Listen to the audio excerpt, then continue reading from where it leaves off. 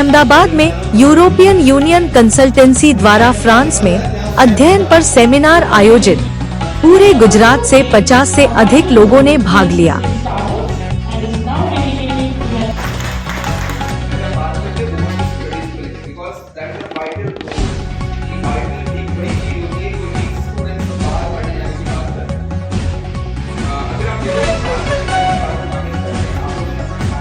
Kapil Patidar, I am the HOD of EUC abroad. और यहाँ पर पूरे यूरोपियन कंट्रीज जो है 44 कंट्रीज, वहाँ के लिए वीजा प्रोसेस कंप्लीट किया जाता है।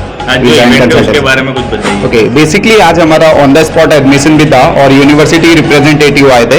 जो LIGMR, MBWay और लिसप इंटरनेशनल है, यहाँ के यूनिवर्सिटीज के रिप्रेजेंटेटिव आए थे।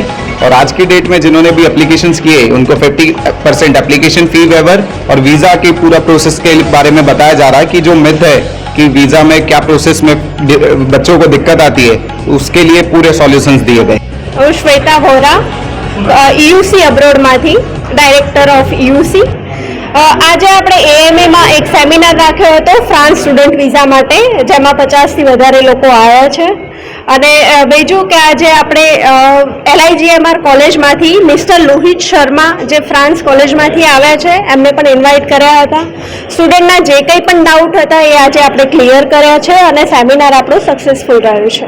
Thank you.